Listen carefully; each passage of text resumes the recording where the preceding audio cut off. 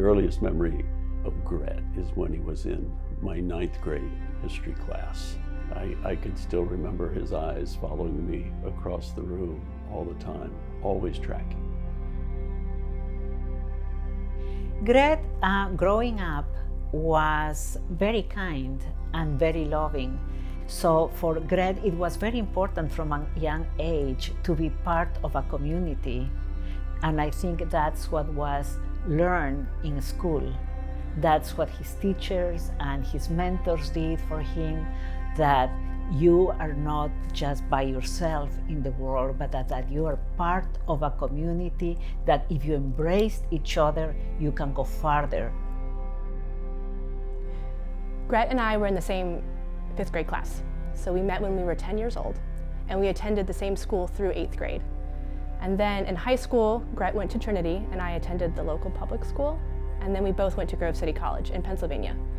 After college, he had spent a year working a corporate job in Northern Virginia and decided that he wanted to see a different place in the world. He had lived here his entire life, aside from college, and he wanted to try something new. So he moved to Malawi, which at the time was the poorest country on the planet, and he worked as a high school math teacher at an expat school. While he was there in Malawi, he met lots of people. He got to know the community, he got to know people that were in the surrounding villages, and he fell in love with the people there.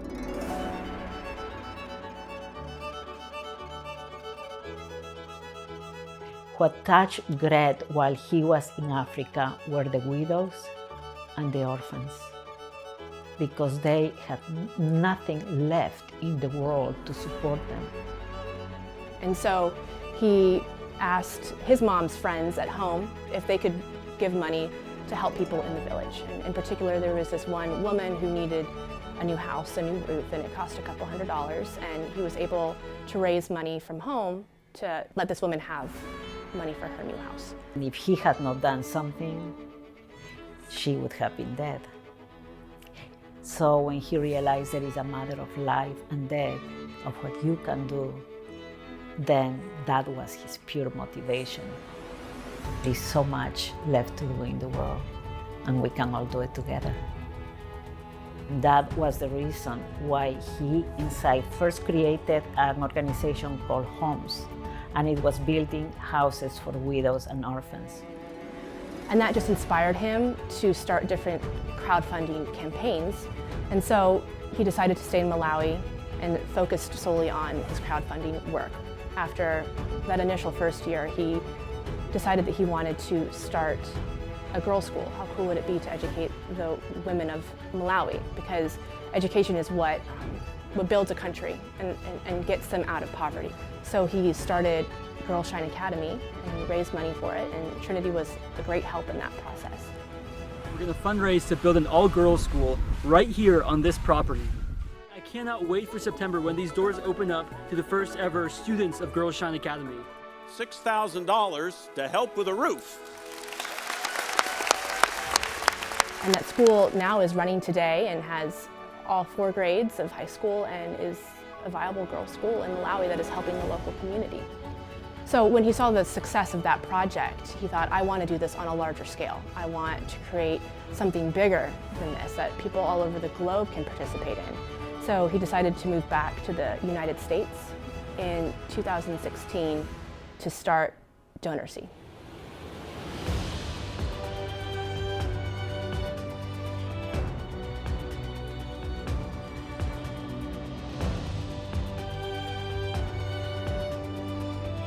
DonorSee is an online platform where a donor can see projects online of people all over the world, and they can give to those projects. So it's a platform that shows you where your money goes. With DonorSee, you saw the donors see where their money is going. You're helping specific people who have some need. Maybe they need a hearing aid, maybe they need glasses, a wheelchair. You don't think of things like $20 making a difference in someone's life, but it does. It makes a huge difference in their life.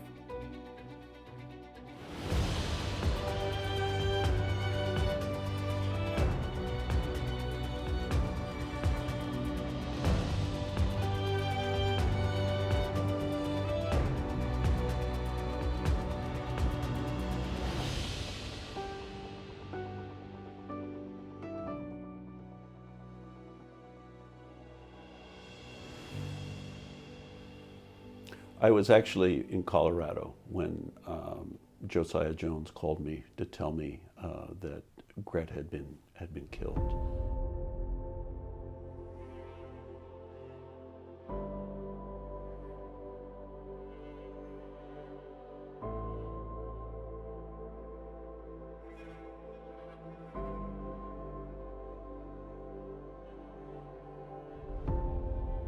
I just remember the sheer disbelief and the shock and just the numbness that, as so often with death, just shaking my head and thinking this can't be true. It just can't be real. Gret's death was sudden, and in spite of that, 850 people came to his funeral, and over 2,000 people have watched his funeral online. I received letters from people in Africa. I've been in communication with people all over the world. I mean, it's incredible just the reach that he has all over the place. Whoever was his friend was a friend for life. Many of his friends from school actually are the ones that buried him. You know, it was a short life, but it was a well-lived life.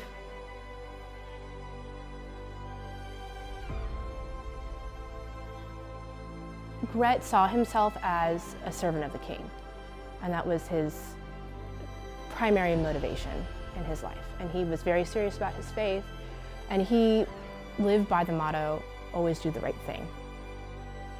Doing the right thing wasn't always building a school in Africa, but it was spending time with his family, and he lived with a lot of intentionality. Every day mattered to him. Gret's love for God was very unique, and Trinity helped him in a tremendous way by providing him the tools that he needed to expand that love of God into the love of humanity and be able to leave a very deep mark in so many people's hearts. It was the examples that he saw in school that provided in his mind the tools for him to be one productive human being. Gret's story epitomizes what we're trying to do at Trinity. We're trying to raise up young people to be salt and light in their own generation. And Gret was that.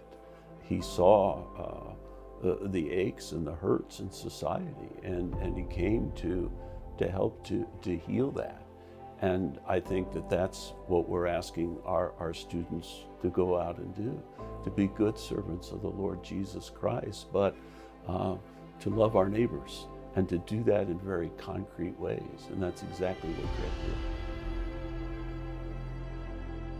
It was when he was in high school that he really made a commitment to the Lord, and he pursued his faith in a very intentional way. And I think he would attribute that 100% to his experience at Trinity.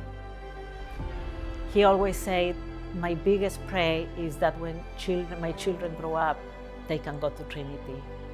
I want them to have the best education, and that is the place. Actually, several times we would be sitting there having dinner, and he would say, you know, how it would be when we go to Trinity and see Griffith play a game, or Galilee being in arts, or being in the theater.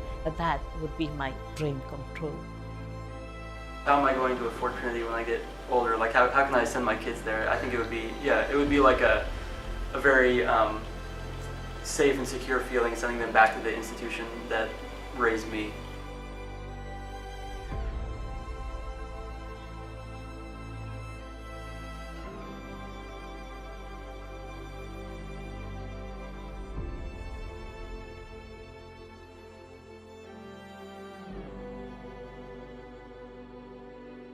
I think the best way to honor Gret's memory is to have a heart for the poor and for the marginalized and for the neglected, because that's what Gret was so good at, and in very practical and immediate ways.